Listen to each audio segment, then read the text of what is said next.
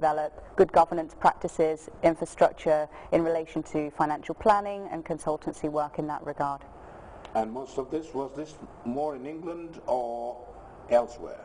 So far, mostly I've been based in England, although the charities which I've worked for have sometimes had an international capacity. So, for example, one charity that I worked for 2 years was helping to work with the Anglican Church in Papua New Guinea, doing international development work out in Papua New Guinea there, which incidentally is where I grew up. So it was a lovely way for me to give back to a country that it has a really fond place in my heart. Well, we'll look at that. Tell me, Papua New Guinea, yes. Somewhere I'd like to go. It's an island, of course. It is. It's the largest island in the Pacific, actually. Pacific, of course. Mm-hmm. I actually grew up on a much smaller island just off the coast of the mainland called Bougainville, which itself had some difficulties in the late 80s when it was trying to gain independence from Papua New Guinea. Unfortunately, there was a civil war which erupted, and most of the island was evacuated, certainly of expatriates, but a lot of the local people were disenfranchised you were as not well. in the civil war? No, we fortunately left just before then. Oh. Yeah, but you know, Papua New Guinea and Bougainville Island are now sort of working on their relationships, their peace building together. The island is currently an autonomous political region, but they are working very hard to rebuild the infrastructure on the island, maintain some security, but also to really raise the standard of education and try to put in place structures which will support those Bougainvillian children who have lost out on such a long time of support and welfare within the educational environment. You mentioned the Anglican Church. That's right. What exactly have you been doing? What was the church doing? Well, the church in Papua New Guinea is an autonomous province. It became autonomous in 1977, shortly after independence. So really the work which the charity does is simply to support the Anglican Church in building the relationships that it has and doing the international development work that it does. It crosses a large range of areas. You know, the church is a very young church, and so it still requires help and assistance from overseas, but the decision making and the custody of that decision making rests firmly in the hands of the autonomous local people. So the work that they do covers all sorts of different areas, from running schools, as with seedlings here in the Gambia, to running hospitals, medical centres. It does a huge amount of HIV/AIDS work, particularly in Port Moresby, through its social care arm called Anglicare. On the top of that, there's a lot of empowerment of women doing work being done at the moment, and particularly looking at domestic violence and sexual violence within communities. It's a long and a very strong challenge to really try to create a normative set of rights-based values within structures and societies, where actually each village has a different cultural background, has a different set of practices and traditions, and so trying to create a unified human rights front is very difficult and very challenging, particularly when every village has a different language.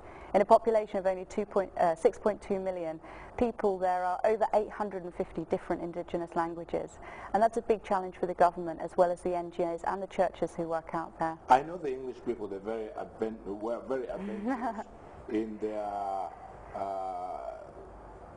carving what used to be the British dominions, in other words, colonies along the state. How were the native people able to convert or accept Christianity? How religious are they? They are very religious in Papua New Guinea. 96% of the population is a member of a Christian church. Constitutionally, the country is a Christian country, but there are other religions which are welcome to freely practice as well.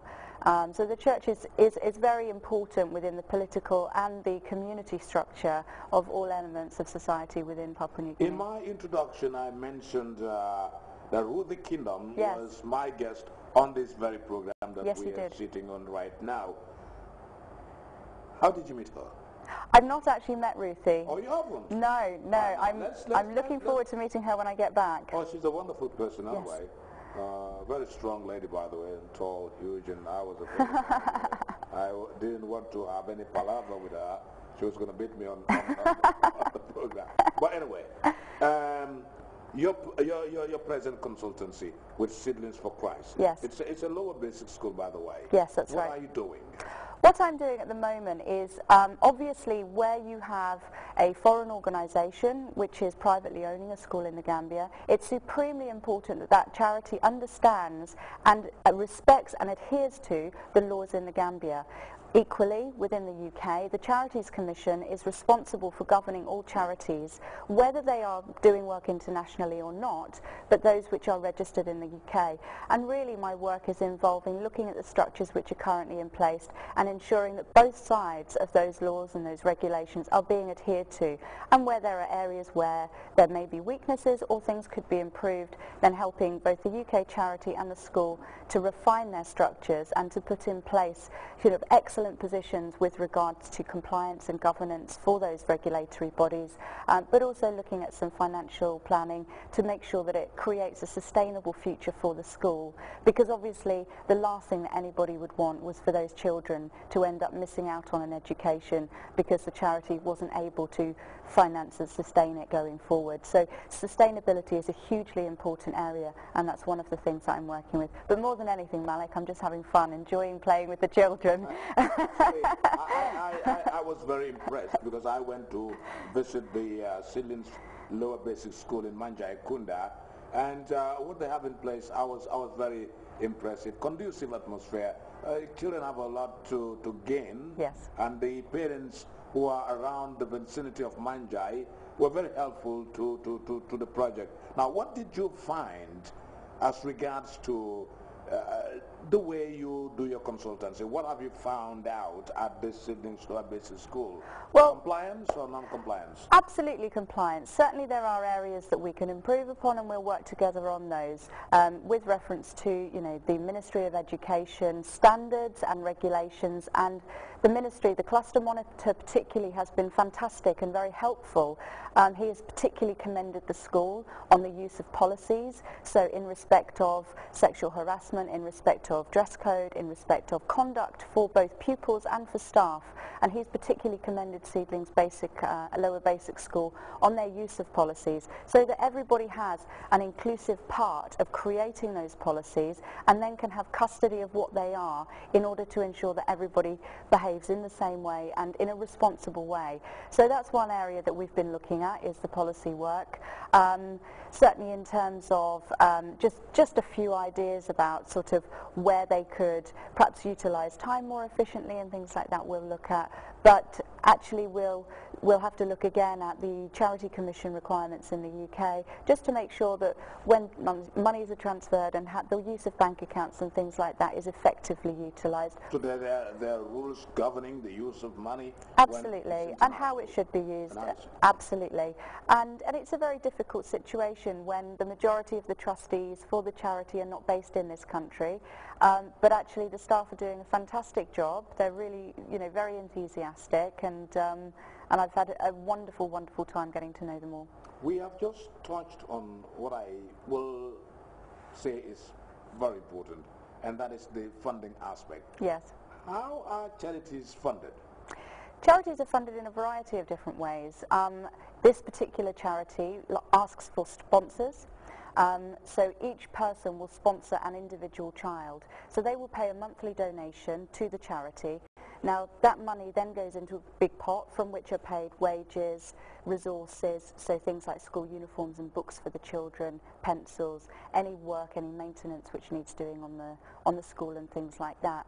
Other charities will be funded in a variety of other ways. It could be that you can apply for a grant. You can put in a bid for funding from a bigger organisation that has money available to do work, particularly at grassroots level. It could be that you could partner with another charity and pool your resources. There are other ways that people will fundraise. So, for instance, we had a wonderful fundraising evening last night. We had the Jalabab Band come to the school and did a fundraiser which had been organised by the Parents and Teachers Association to raise some money directly by the parents and those supporting the school in the Gambia. So there are a variety of different mechanisms, but it's hugely important when you are actually choosing to sponsor a child. For instance, I've decided to sponsor a young boy in grade 1, and I know that that is not just a commitment for a few months or a year. That is a commitment to him and to his family for the rest of his education, because what we don't want is for children to be left without a sponsor because somebody's dropped out. So when people